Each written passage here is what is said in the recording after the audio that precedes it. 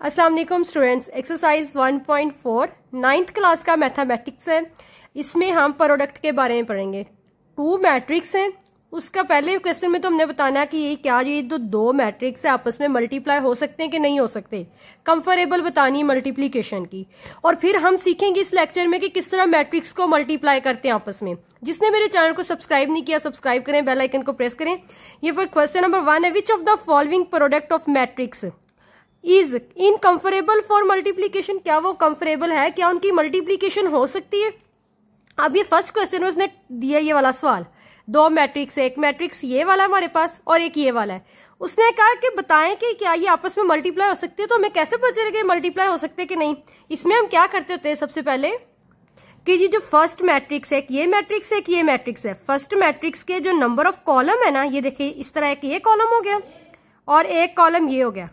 Number of column दूसरे matrix के number of रो के इक्वल होने चाहिए। ये रो होती है इस तरह, ठीक है, ऐसे रो होती है। समझ आ गई। तो यहां पर देखें 2 कॉलम्स हैं और 2 ही रोज हैं, तो हम कहेंगे yes these matrix can be multiplied because number of columns of first matrix equal to number of row of second matrix. ठीक है। अब इसी तरह इसका सेकेंड क्वेश्चन देख ली। इधर भी हमें मैट्रिक्स दिया, यहां पर भी देखें नंबर ऑफ कॉलम कितने हैं, 2 है। एक ये कॉलम एक ये कॉलम, और नंबर ऑफ रो कितने हैं, 2 है। तो ये हम कहेंगे yes because number of column of first matrix equal to number of rows of second matrix, ये मल्टीप्लाई हो सकते हैं।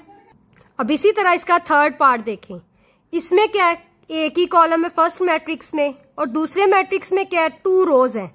यहां पर देखें नंबर ऑफ कॉलम इक्वल नहीं है नंबर ऑफ रोज के, हम क्या कहेंगे नो, इसकी मल्टीप्लीकेशन नहीं हो सकती because number of column of first matrix is not equal. पहले मैट्रिक्स के नंबर ऑफ कॉलम दूसरे मैट्रिक्स के नंबर ऑफ रो इक्वल होने चाहिए, ठीक है ना। बट ये इक्वल नहीं है, जिस वजह से ये मल्टीप्लीकेशन नहीं हो सकती। इसी तरह आप देखिए ये वाला क्वेश्चन, इधर कितने हैं कॉलम, इधर 1 कॉलम और 2 कॉलम ये वाला, ठीक है। और इसी तरह रोज कितनी है, 2 ही रोज है। तो यहां पर देखें नंबर ऑफ रोज और नंबर ऑफ कॉलम एक दूसरे के इक्वल है, तो हम कहेंगे ये क्या है जी, इसकी मल्टीप्लीकेशन जो है पॉसिबल है, और हम इसकी लिख देंगे रीजन।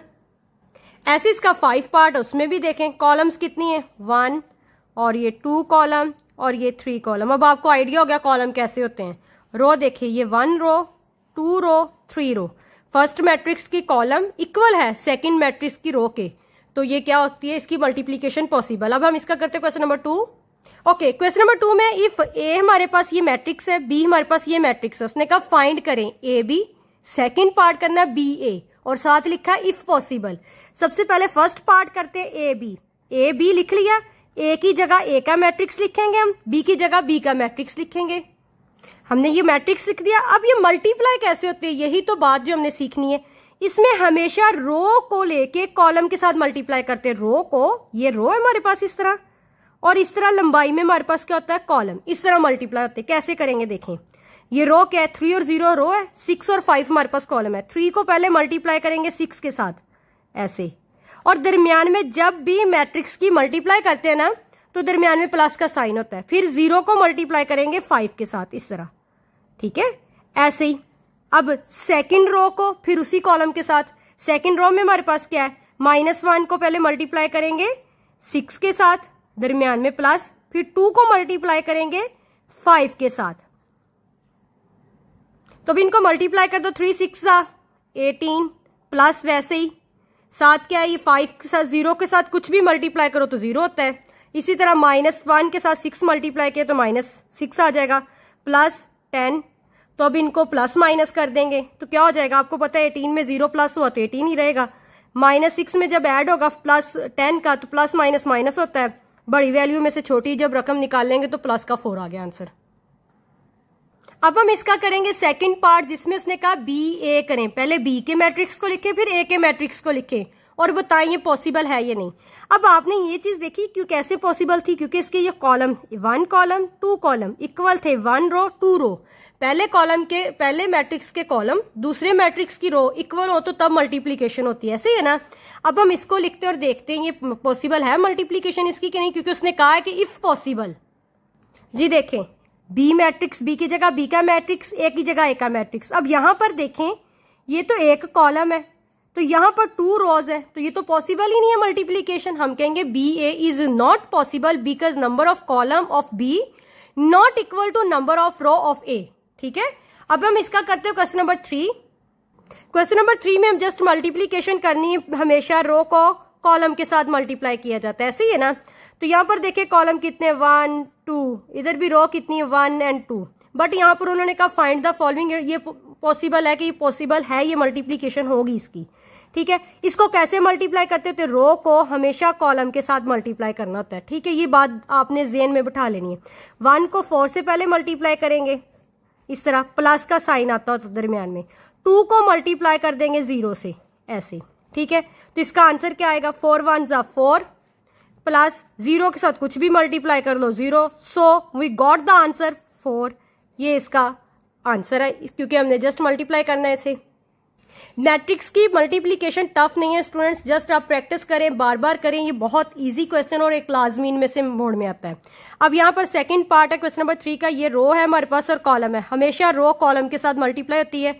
1 को मल्टीप्लाई किया 5 से, प्लस का साइन, 2 को मल्टीप्लाई किया -4 से। अगर आपके पास ज्यादा बड़ा मैट्रिक्स आ जाता है ना, तब भी रो ने कॉलम के साथ मल्टीप्लाई होना होता है।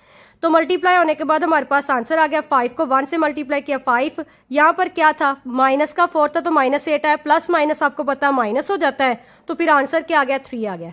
इसी तरह आप इसका थर्ड पार्ट देखें, क्या है, रो को कॉलम से मल्टीप्लाई किया है, मल्टीप्लाई करने के बाद यहाँ पर हमारे पास आंसर आया -12। इसी तरह इसका 4 पार्ट देख लें आप, क्या है उसमें भी हमारे पास क्या है 6 0 4 0। ये एक रो है, फर्स्ट वाली, सेकंड कॉलम है, और रो हमेशा कॉलम के साथ मल्टीप्लाई होती है, क्योंकि रो को कॉलम के साथ मल्टीप्लाई करना होता है। 6 मल्टीप्लाई बाय 4, दरमियान में साइन प्लस का होता है। 0 मल्टीप्लाई बाय 0, 0 रहेगा। 6 को 4 से मल्टीप्लाई किया 24, 24 में जब ऐड करेंगे 0 तो 24 ही रहेगा। अब है इसका 5 पार्ट, ये थोड़ा सा ध्यान से देखें इसलिए मैं करवा रही हूँ। ये हमारे पास इस तरह मैट्रिक्स आ गया। क्या मैंने बताया था कि रो को कॉलम के साथ करना होता है।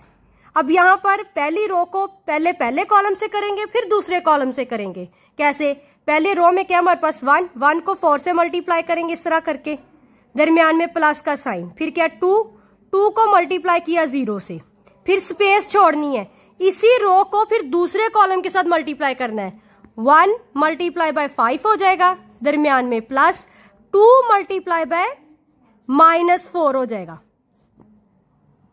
अब इसी तरह दूसरी रो को उठाएंगे, ये दूसरी रो है, फिर उसे पहले कॉलम के साथ मल्टीप्लाई कराएंगे, फिर दूसरे कॉलम के साथ कराएंगे। दूसरी रो में क्या -3 को पहले मल्टीप्लाई कराएंगे 4 से, फिर क्या है रो में 0 को मल्टीप्लाई, दरमियान में प्लस, 0 को 0 से मल्टीप्लाई करेंगे। इसी तरह इसी रो को दूसरे कॉलम के साथ दरमियान में स्पेस छोड़ेंगे जब दूसरे कॉलम के साथ मल्टीप्लाई कराएंगे। ठीक है, -3 को पहले करवाएंगे हम 5 के साथ मल्टीप्लाई, प्लस दरमियान में 0 को मल्टीप्लाई करवाएंगे फिर -4 से।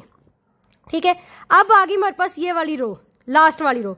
अब इस रो को पहले कॉलम के साथ कराएंगे, 6 मल्टीप्लाई बाय 4, दरमियान में प्लस, -1 मल्टीप्लाई बाय 0। इसी तरह इस रो को अब लास्ट ये दूसरे कॉलम के साथ मल्टीप्लाई कराएंगे, क्या है वो 6 मल्टीप्लाई बाय 5, दरमियान में प्लस, -1 मल्टीप्लाई बाय -4। अब इनको कर लेते हैं मल्टीप्लीकेशन इनकी। अब मैंने देखें 1 को 4 से मल्टीप्लाई किया, 4 ये मैंने बाय मिस्टेक ही है, प्लस का ये 4। ठीक है, दरमियान में प्लस, 0 से कुछ भी मल्टीप्लाई करो 0। 1 से 5 को किया 5, दरमियान बार प्लस, अंदर क्या होगा -8। इसी तरह आपने सबको मल्टीप्लाई कर लिया, सब -3 से जब 4 मल्टीप्लाई होगा -12 प्लस 0। इसी तरह -3 से जब 5 मल्टीप्लाई होगा -15 प्लस माइनस का 0, क्योंकि -4 से मल्टीप्लाई, लेकिन 0 के साथ कुछ भी मल्टीप्लाई हो तो 0 ही रहता है, माइनस ना भी लगे तो कोई ऐसा इशू नहीं है। इसी तरह जब 6 के साथ 4 होगा तो 24 आ जाएगा, और ये -0, और इसी तरह ये क्योंकि माइनस माइनस यहाँ पर क्या होता है प्लस होता है। अब हम इन्हें क्या कर देंगे, प्लस माइनस करके लिख देंगे, आंसर आ जाएगा हमारा। और इस तरह ये हमारा फाइनल आंसर आ गया। आपको पता है प्लस माइनस माइनस होता है, इसलिए 8 में से जब -3 होगा तो -5 होगा तो -3 आंसर आएगा। ठीक है, तो ये हमारा आंसर आ गया। अगर आपको मेरी वीडियो अच्छी लगी है तो मेरे चैनल को सब्सक्राइब करें और मेरे फेसबुक के पेज को लाइक करें। Thank you for watching. Allah Hafiz. Next question करेंगे नेक्स्ट वीडियो में।